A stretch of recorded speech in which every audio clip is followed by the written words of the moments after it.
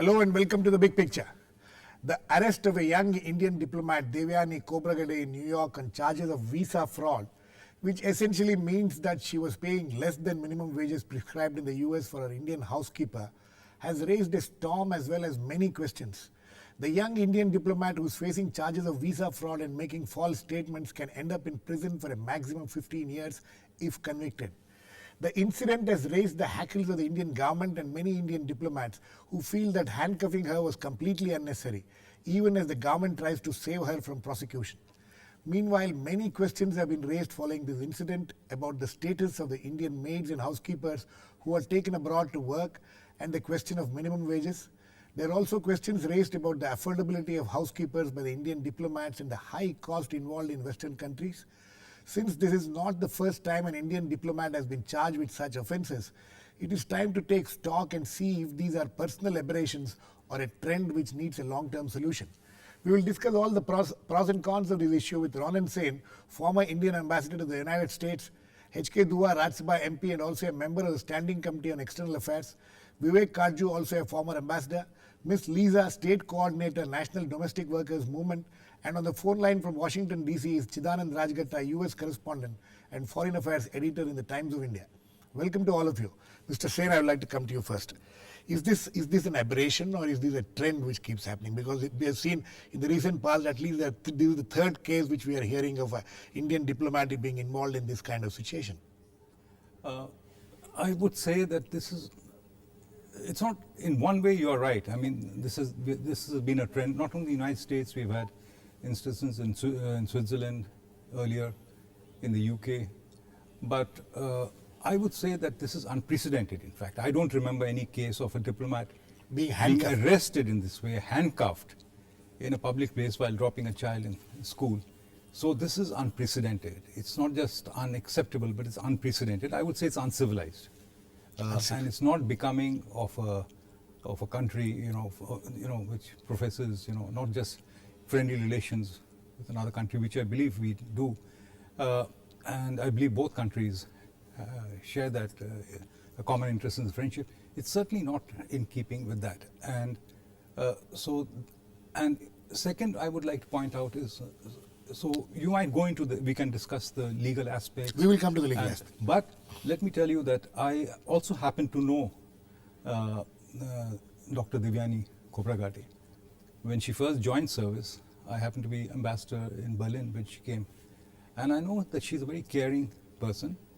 And also, she comes, she herself comes from, one of our own communities which has been over the years exploited. So she's very, very conscious of it. And she's done her PhD on this. And not only that, but I know the way her own domestic assistant, I know for a fact that she took extra care to look after her comfort and all that. So what is being alleged, this 40-hour weeks and all that, the fact is that diplomats, it's the nature of our work. We work 24/7. Yes. But within that framework, she went out of her way always to show that extra consideration, particularly because, where we have our own lives, some of these people get lonely. And so as to make that person feel as much comfortable as possible. So this is you're saying all this from your personal experience? From my personal experience and knowledge, since of this individual also, because we are not talking in a vacuum. Right. But so what happened was, it was shocking as far as I was concerned. And so the incident itself is shocking. You say that the fact that she was handcuffed and she was absolutely, and the way she was arrested and all these things were completely, you think it was unnecessary? Not unnecessary. I said it's uncivilized. Uncivilized. Let me get Chidanand Rajgatta in on this. Chido, Mr. Ronen Sen thinks that it is uncivilized. This is not the first instance which has happened, but this kind of a situation has not happened before. There have been instances of diplomats being charged of this kind of offences in the past. Why did this happen, and why did it happen in such a manner what Mr. Sen, Ronen Sen calls it as uncivilized? Well, Girish, let me say that, broadly the U.S. law enforcement authorities operate on the principle of have handcuffs, will use. if you've seen it, and this is not specific to India or Indians or diplomats. There are many domestic situations. The first thing they do is pull out a handcuff and cuff you, even for traffic offenses. So it's the most ridiculous thing. That's the way this country operates. In this particular case, I entirely agree with the president, and this was an egregious example of excessive use. She was not, the Cobra Gaddi did not constitute a danger to public safety or Right. not a terrorist. It was completely unnecessary, and I can only, put it down to their standard operating procedure. Have handcuffs will use. My sense is that they were probably unaware of the consequences. It could have been handled much better. More than anything, this is forget the diplomatic part. This is a young mother dropping her daughters to school. Right. And I think it was an extremely, offensive case on behalf of law enforcement. Now, Okay. Chidu, sorry, there seems to be some disturbance on the line. I'll get back to you. Please wait, I'll get back to you. Mr. Kaju, the case against this diplomat is that she was not paying minimum wages. There's no other charges against her in terms of that she has ill-treated the housekeeper or anything like that. So in such a case, where the U.S. officials, U.S. people overreacting, Mr. Sen, Mr. Sen has already said it is uncivilized. No, it's overreacting. How do you look at this whole thing? Let me give you a background. Perhaps your viewers may find it interesting. In times past, countries, whether European, American, in the US or other countries, did not apply their local laws, local jurisdiction in matters relating to labor, Yes. etc., to personnel, especially who were sent from the home country, in this case India, to their country. Right. Both embassies as well as consulates, and as you know, the international rules, Vienna Conventions governing consulates is different from embassies. Right. But in both cases, this was not done. This was the standard international practice.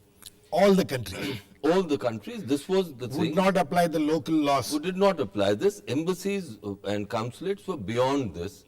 Then a trend started about 30 years ago in Europe and the United States, where they started saying that in matters relating to labor and treatment of labor, their national laws will apply whether persons were recruited for these duties locally or whether they went from India, even though in our case we gave them official passport. Right.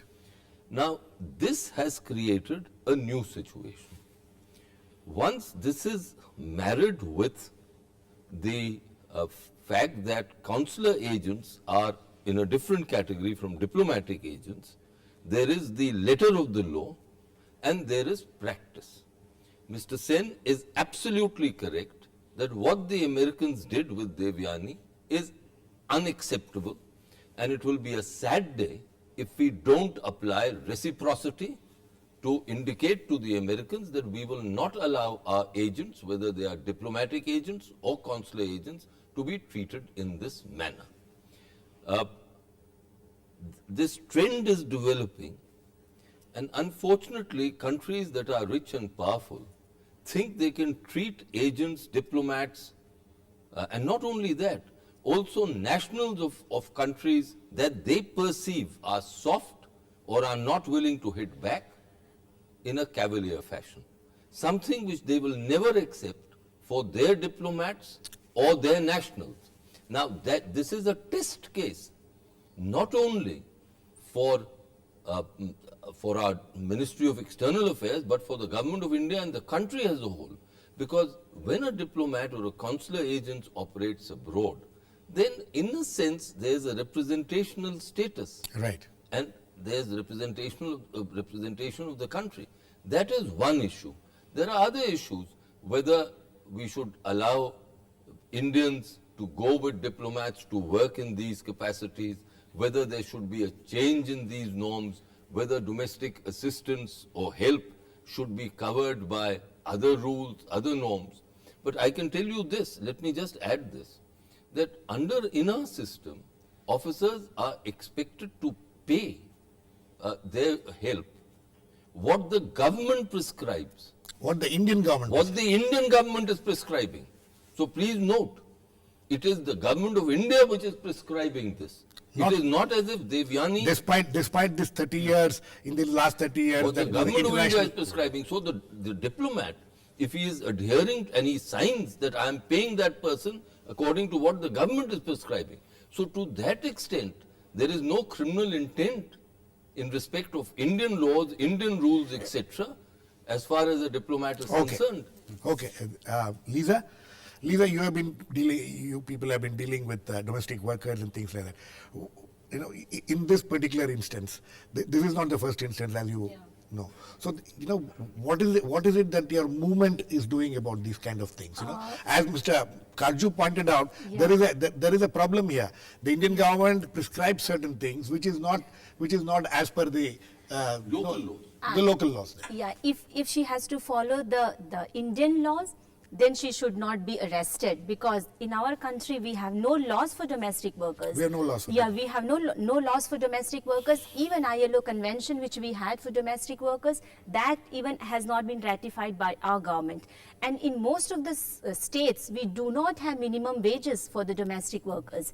So they pay just minimum, maybe 200,000 rupees or 2,000. It all depends on the market conditions, Yeah, market actually. conditions. So only 8 states, as far as I know, we have only minimum wages passed by the state government. For domestic workers? Yeah, for the domestic workers, but not any other states. Even Delhi, we do not have any minimum wages for the domestic workers. So in that case, she should not be arrested, because there is no law in our country.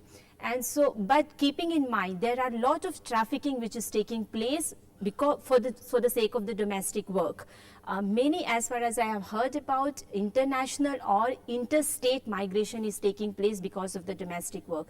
And the demand, every day demand is increasing for domestic work, because men and women both go out to Right. work. So they need a person, someone to replace the work in the house. So they need a domestic help.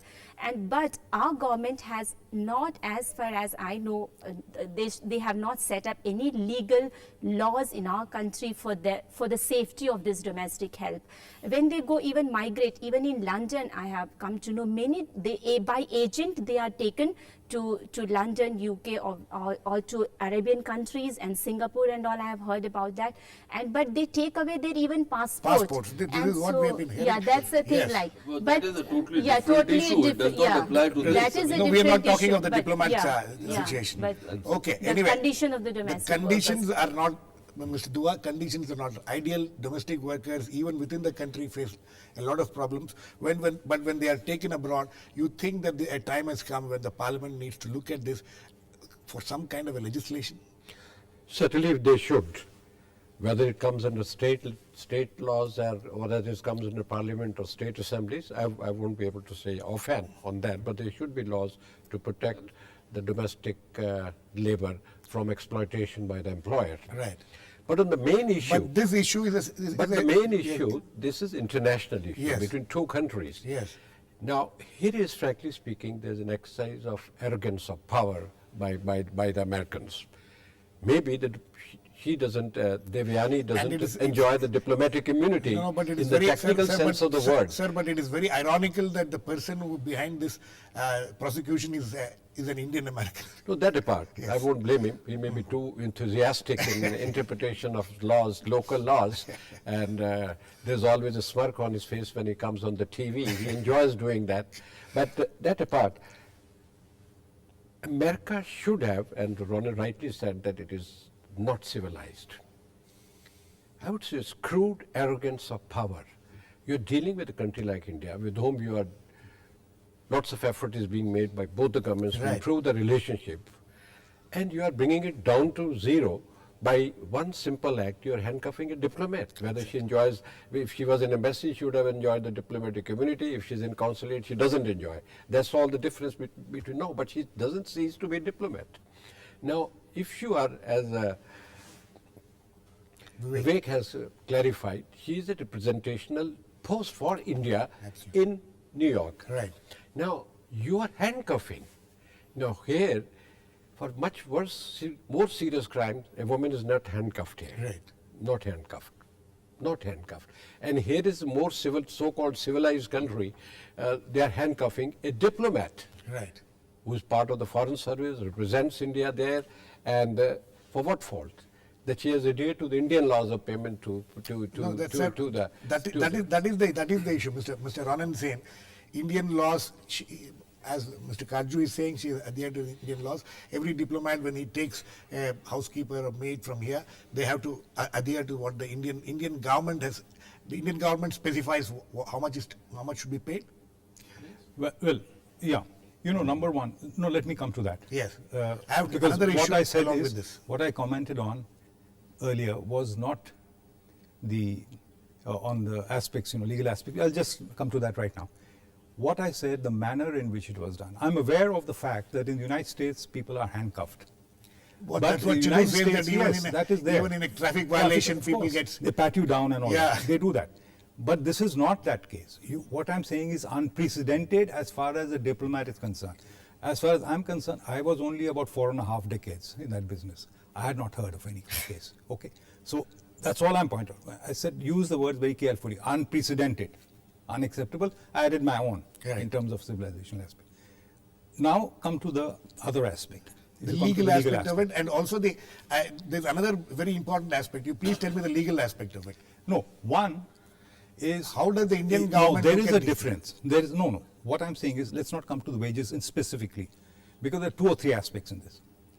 Number one, there is, of course, Vivek has pointed out, and absolutely rightly, there's a difference fundamentally. I mean, on consular services and diplomatic. Diplomatic They're different, and there are reasons for it. I don't want to go into No, history. let's of not it. go Okay. into that. Okay, but even in the consular services, that convention, what you say is in the performance of your duties. Now, here, the person is on duty 24/7. Right. So what I'm saying So is you're very saying this difficult to 40 say. hours thing cannot apply No, strictly. because you have to take a particular kind. We don't work in a manner in which some other countries work. People have adjustments. They make adjustments, but it's not that we have delegations, we have other things happening, as I said, 24/7. So that is one aspect. The other aspect, even legally, there's another aspect is that what they are talking is in terms of remuneration. I just would like to point out, it's not the total amounts which are involved. In this case, about 30,000 rupees. But that represents a saving. I'm just pointing out. No, the That 600. is a check which is the given charge is that she was being paid only $3.31 per hour or $600 a month, while she was supposed to have been paid $4,500 a month. You have another aspect of it. You see, what they were given is what the salary was given. That is given normally is given by check. It represents saving. I'm just pointing out. Very few people. What you're saying is basically what they're saying is that if what a secretary to the government of India gets, is 1/3 of what she should have got. Isn't it? So I'm not getting into that, but you have to consider that aspect also. It represents a saving. Many other things are provided by the government which are not there.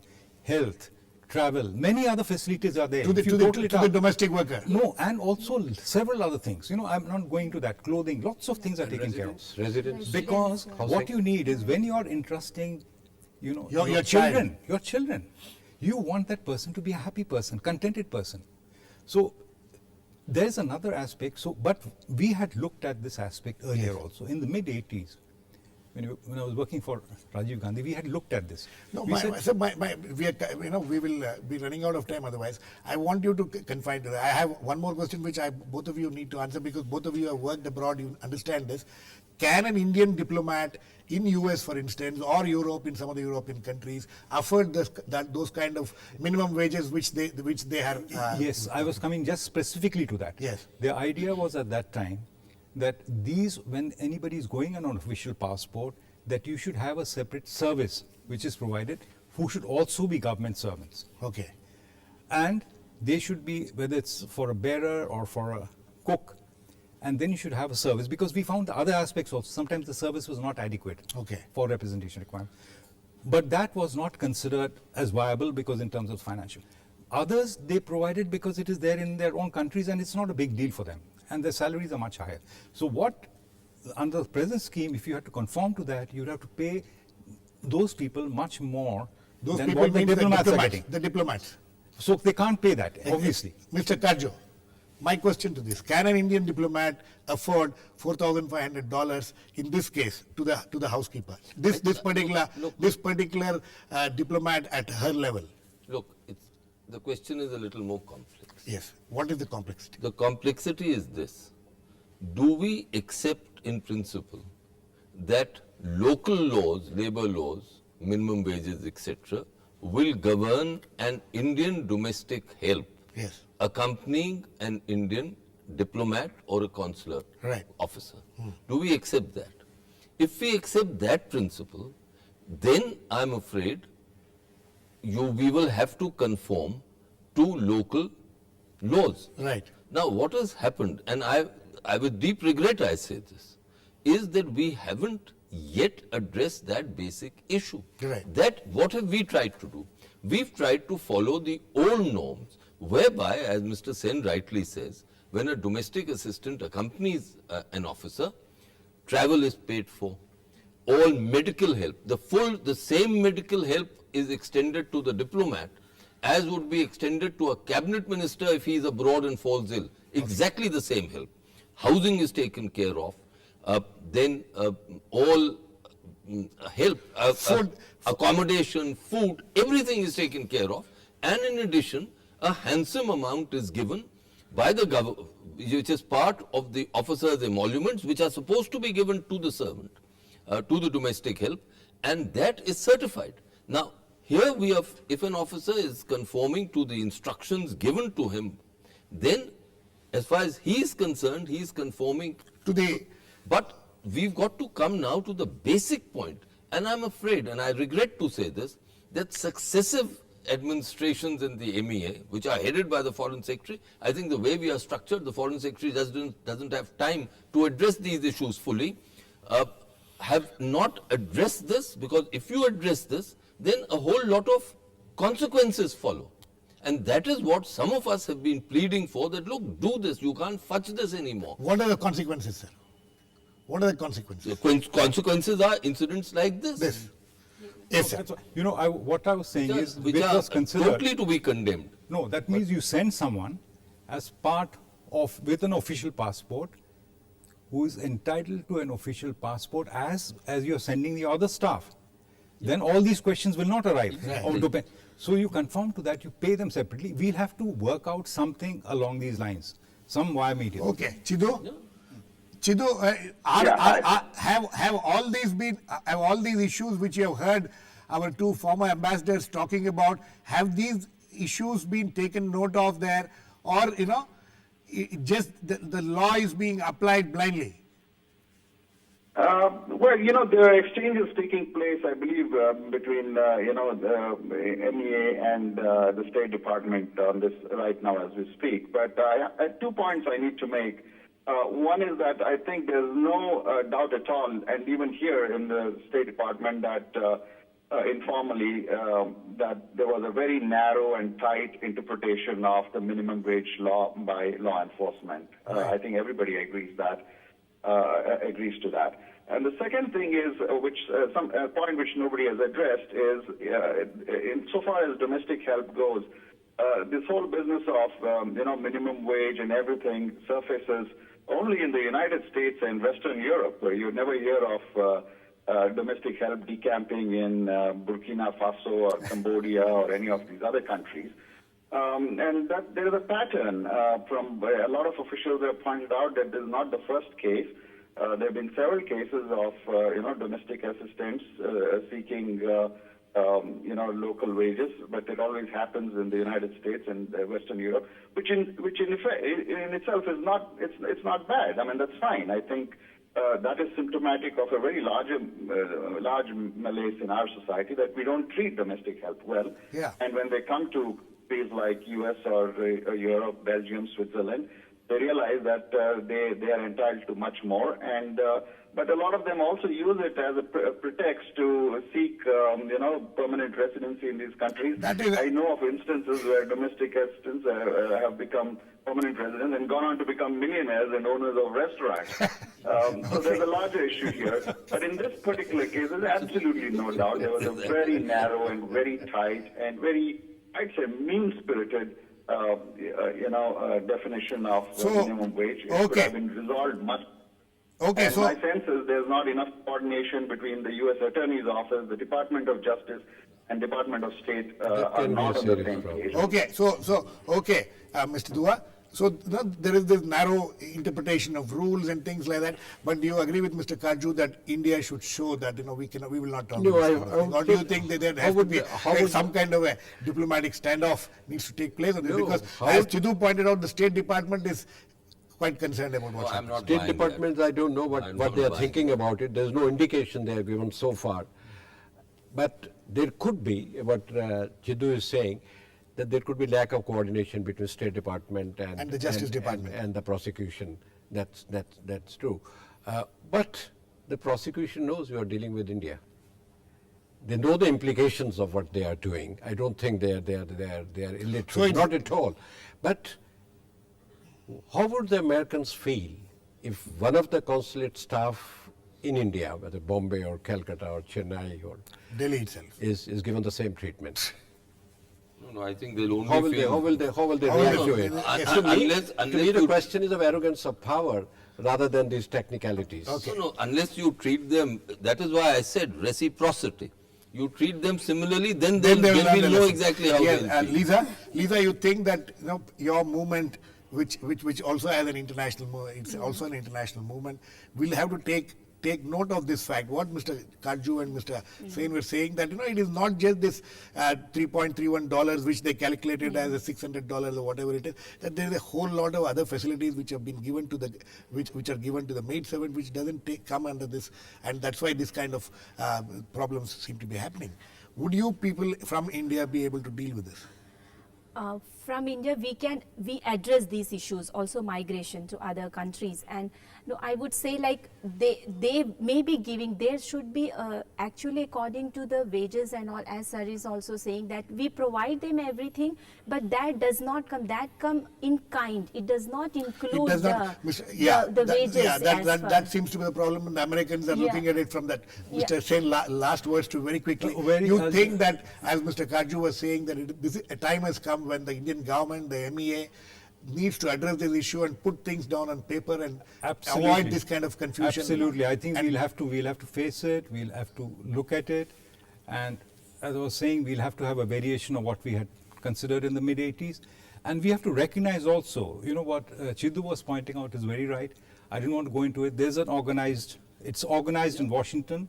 It's organized. There are lawyers whom we know what they do. They encourage them to come across. It's worked out in advance, and they just leave without Yes. their passports and as an expedited route for citizenship. Okay.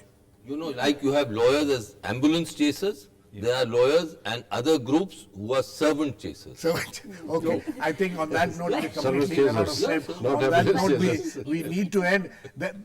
The problem is complex. There are several aspects to this issue, which is not just as we are seeing in the media that it is not a black and white issue. There are several aspects involved to it. Hopefully, the government of India, the MEA, will all take note of it and come out with certain rules and regulations which will avert these kind of situations in the future. But as all my guests feel, that this is nothing but a show of arrogance and power by the US government. Thanks to all my guests, Chidanand Rajgatta in Washington DC, Mr. Ronan Sain, HK Dua, Vivek Kaju and Lisa. Please keep watching. We'll come back with another issue, Big Picture, same time tomorrow.